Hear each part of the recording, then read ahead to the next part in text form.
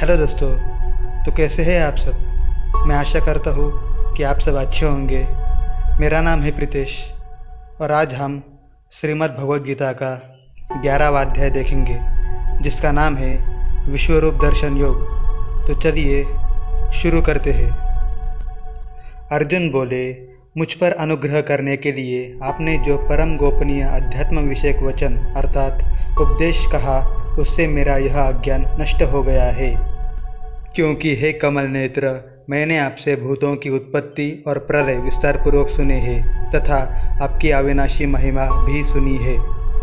हे परमेश्वर, आप अपने को जैसा कहते हैं यह ठीक ऐसा ही है, परंतु हे पुरुषोत्तम, आपके ज्ञान, ऐश्वर्य, शक्ति, बल, वीर्य और तेज से युक्त ऐश्वर्य रूप को मैं प्रत्यक्ष देखना चाहता हूँ।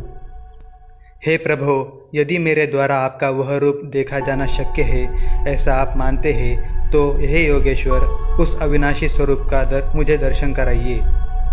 श्री भगवान बोले, हे पार्थ, अब तू मेरे सैकड़ों हजारों नाना प्रकार के और नाना वर्ण तथा नाना आकृति वाले अलौकिक रूपों को देख। हे भरतवंशी अर्जुन, तू मुझ में आदित्यों को अर्थात अदिति के 12 पुत्रों को, 8 वसुओं को, 11 रुद्रों को, दोनों अश्विनी कुमारों को और 49 मरुद्गणों को देख तथा और भी बहुत से पहले न देखे हुए आश्चर्यमय रूपों को देख। हे अर्जुन, अब इस मेरे शरीर में एक जगह स्थित चराचर सहित संपूर्ण जगत को देख तथा और भी जो कुछ देखना चाहते हो सो देख, परंतु मुझको तू इन अपने प्राकृत नेत्रों द्वारा देखने में निस्संदेह समर्थ नहीं है। इसी से मैं तुझे दिव्य अर्थात अलौकिक चक्षु देता हूँ। इससे तू मेरी ईश्वरीय योग शक्ति को देख। संजय बोले, हे राजन, महायोगेश्वर और सब पापों के नाश करने वाले भगवान ने इस प्रकार कहकर उसके पश्चात अर्जुन को परम ऐश्वर्ययुक्त दिव्य स्वरूप दिखलाया।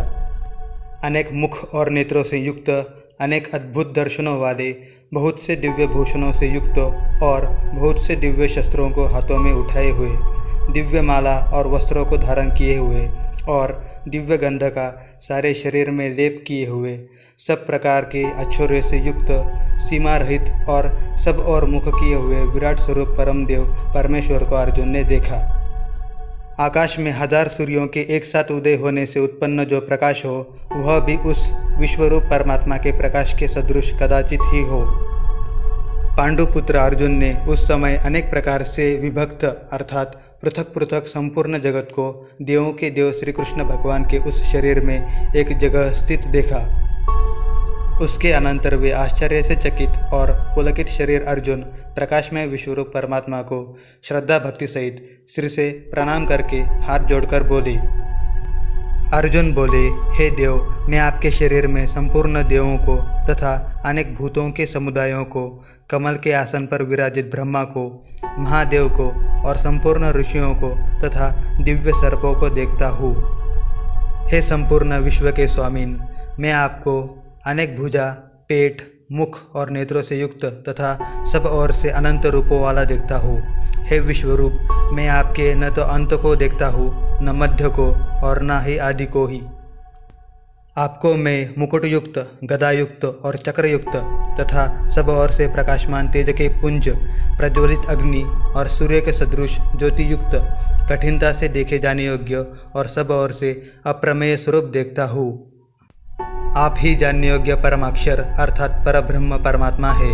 आप ही इस जगत के परम आश्रय है। आप ही अनादि धर्म के रक्षक है और आप ही अविनाशी सनातन पुरुष है, ऐसा मेरा मत है। आपको आदि, अंत और मध्य से रहित, अनंत सामर्थ्य से युक्त, अनंत भुजा वाले, चंद्र सूर्य रूप नेत्रों वाले, प्रज्वलित अग्नि रूप मुख वाले और अपने तेज से इस जगत को संतप्त करते हुए देखता हूँ। हे महात्मन, यह स्वर्ग और पृथ्वी के बीच का संपूर्ण आकाश तथा सब दिशाएं एक आपसे ही परिपूर्ण है तथा आपके इस अलौकिक और भयंकर रूप को देखकर तीनों लोग अति व्यथा को प्राप्त हो रहे हैं। वे ही देवताओं के समूह आप में प्रवेश करते हैं और कुछ भयभीत होकर हाथ जोड़े आपके नाम और गुणों का उच्चारण करते हैं तथा महर्षि और सिद्धों के समुदाय कल्याण हो ऐसा कहकर उत्तम उत्तम स्तोत्रों द्वारा आपकी स्तुति करते हैं। जो 11 रुद्र और 12 आदित्य तथा 8 वसु, साध्यगण, विश्वेदेव, अश्विनी कुमार तथा मरुद्गण और पितरों का समुदाय तथा गंधर्व, यक्ष, राक्षस और सिद्धों के समुदाय है, वे सभी विस्मित होकर आपको देखते हैं। हे महाबाहो, आपके बहुत मुख और नेत्रों वाले, बहुत हाथ, जंघा और पैरों वाले, बहुत उदरों वाले और बहुत सी दाढ़ों के कारण अत्यंत विकराल महान रूप को देखकर सब लोग व्याकुल हो रहे हैं तथा मैं भी व्याकुल हो रहा हूँ, क्योंकि हे विष्णु, आकाश को स्पर्श करने वाले, दैदीप्यमान, अनेक वर्णों से युक्त तथा फैलाए हुए मुख और प्रकाशमान विशाल नेत्रों से युक्त आपको देखकर भयभीत अंतःकरण वाला मैं धीरज और शांति नहीं पाता हूँ। दाढ़ों के कारण विकराल और प्रलय काल की अग्नि के समान प्रज्वलित आपके मुखों को देखकर मैं दिशाओं को नहीं जानता हूँ और सुख भी नहीं पाता हूँ। इसलिए हे देवेश, हे जगन्निवास, आप प्रसन्न हो। वे सभी धृतराष्ट्र के पुत्र राजाओं के समुदाय सहित आप में प्रवेश कर रहे हैं और भीष्म पितामह, द्रोणाचार्य तथा वह कर्ण और हमारे पक्ष के भी प्रधान योद्धाओं के सहित सबके सब आपके दाढ़ों के कारण विकराल भयानक मुखों में बड़े वेग से दौड़ते हुए प्रवेश कर रहे हैं और कई एक चूर्ण हुए सिरों सहित आपके दांतों के बीच में लगे हुए दिख रहे हैं। जैसे नदियों के बहुत से जल के प्रवाह स्वाभाविक ही समुद्र के ही सम्मुख दौड़ते हैं, अर्थात समुद्र में प्रवेश करते हैं, वैसे ही वे नरलोक के वीर भी आपके प्रज्वलित मुखों में प्रवेश कर रहे हैं। जैसे पतंग मोहवश नष्ट होने के लिए प्रज्वलित अग्नि में अतिवेग से दौड़ते हुए प्रवेश करते हैं, वैसे ही ये सब लोग भी अपने नाश के लिए आपके मुखों में अतिवेग से दौड़ते हुए प्रवेश कर रहे हैं। आप उन संपूर्ण लोगों को प्रज्वलित मुखों द्वारा ग्रास करते हुए सब ओर से बार बार चाट रहे हैं। हे विष्णु, आपका उग्र प्रकाश संपूर्ण जगत को तेज के द्वारा परिपूर्ण करके तपा रहा है। मुझे बतलाइए कि आप उग्र रूप वाले कौन हैं। हे देवों में श्रेष्ठ, आपको नमस्कार हो, आप प्रसन्न होइए। आदि पुरुष, आपको मैं विशेष रूप से जानना चाहता हूँ, क्योंकि मैं आपकी प्रवृत्ति को नहीं जानता। श्री भगवान बोले, मैं लोगों का नाश करने वाला बढ़ा हुआ महाकाल हूँ।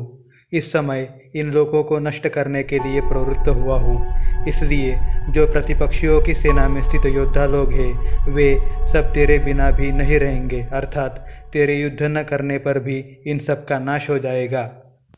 अतएव तू उठ, यश प्राप्त कर और शत्रुओं को जीतकर धन धान्य से संपन्न राज्य को भोग। ये सब शूरवीर पहले से ही मेरे द्वारा मारे हुए हैं। हे सव्यसाचीन, तू तो केवल निमित्त मात्र बन जा। द्रोणाचार्य और भीष्म पितामह तथा जयद्रथ और कर्ण तथा और भी बहुत से मेरे द्वारा मारे हुए शूरवीर योद्धाओं को तू मार। भय मत कर, निस्संदेह तू युद्ध में वैरियों को जीतेगा, इसलिए तू युद्ध कर।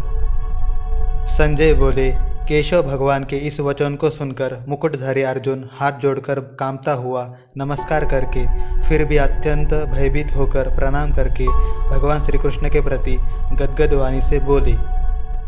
अर्जुन बोले, हे अंतर्यामीन, यह योग्य ही है कि आपके नाम, गुण और प्रभाव के कीर्तन से जगत अतिहर्षित हो रहा है और अनुराग को प्राप्त हो रहा है तथा भयभीत राक्षस लोग दिशाओं में भाग रहे हैं और सिद्ध गणों के समुदाय नमस्कार कर रहे हैं। हे महात्मन, ब्रह्मा के भी आदिकर्ता और सबसे बड़े आपके लिए वे कैसे नमस्कार न करें, क्योंकि हे अनंत, हे देवेश, हे जगन्निवास, जो सत, असत और उनसे भी परे अक्षर अर्थात सच्चिदानंद घन ब्रह्म है, वह आप ही है। आप आदिदेव और सनातन पुरुष है। आप इस जगत के परम आश्रय और जानने वाले तथा जानने योग्य और परम धाम है। हे अनंत रूप, आपसे यह सब जगत व्याप्त अर्थात परिपूर्ण है। आप वायु, यमराज, अग्नि, वरुण, चंद्रमा, प्रजा के स्वामी ब्रह्मा और ब्रह्मा के भी पिता है।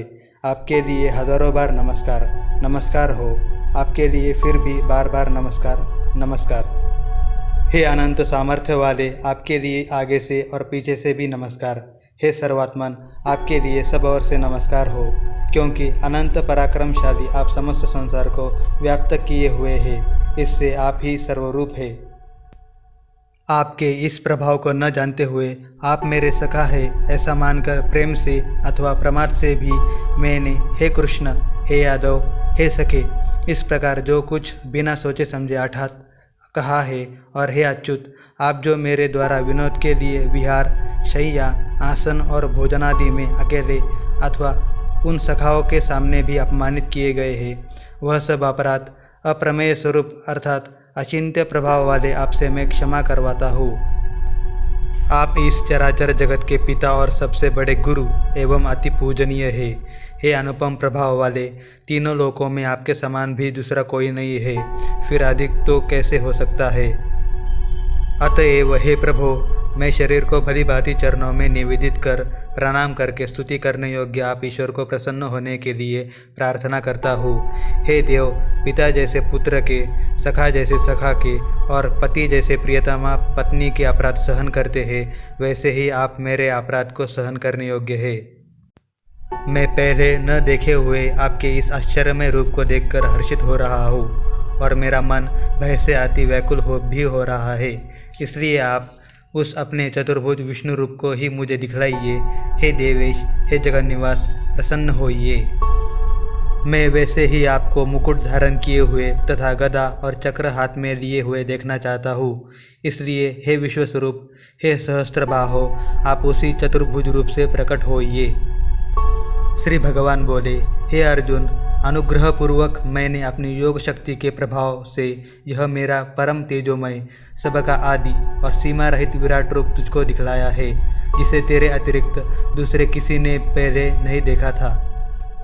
हे अर्जुन, मनुष्यलोक में इस प्रकार विश्वरूप वाला मैं न वेद और यज्ञों के अध्ययन से, न दान से, न क्रियाओं से और न उग्र तपों से ही तेरे अतिरिक्त दूसरे के द्वारा देखा जा सकता हूँ। मेरे इस प्रकार के इस विकराल रूप को देखकर तुझको व्याकुलता नहीं होनी चाहिए और मूढ़ भाव भी नहीं होना चाहिए। तू भय रहित और प्रीतियुक्त मन वाला होकर उसी मेरे इस शंख, चक्र, गदा, पद्मयुक्त चतुर्भुज रूप को फिर देख। संजय बोले, वासुदेव भगवान ने अर्जुन के प्रति इस प्रकार कहकर फिर वैसे ही अपने चतुर्भुज रूप को दिखलाया और फिर महात्मा श्री कृष्ण ने सौम्य मूर्ति होकर इस भयभीत अर्जुन को धीरज दिया। अर्जुन बोले, हे जनार्दन, आपके इस अति शांत मनुष्य रूप को देखकर मैं अब स्थिरचित्त हो गया हूँ और अपनी स्वाभाविक स्थिति को प्राप्त हो गया हूँ। श्री भगवान बोले, मेरा जो चतुर्भुज रूप तुमने देखा है वह सुदुदर्श है, अर्थात इसके दर्शन बड़े ही दुर्लभ है। देवता भी सदा इस रूप के दर्शन की आकांक्षा करते रहते हैं। जिस प्रकार तुमने मुझको देखा है, इस प्रकार चतुर्भुज रूप वाला मैं न वेदों से, न तप से, न दान से और न यज्ञ से ही देखा जा सकता हूँ। परंतु हे परंतप अर्जुन, अनन्य भक्ति के द्वारा इस प्रकार चतुर्भुज रूप वाला मैं प्रत्यक्ष देखने के लिए, तत्व से जानने के लिए तथा प्रवेश करने के लिए अर्थात एक ही भाव से प्राप्त होने के लिए भी शक्य हूँ।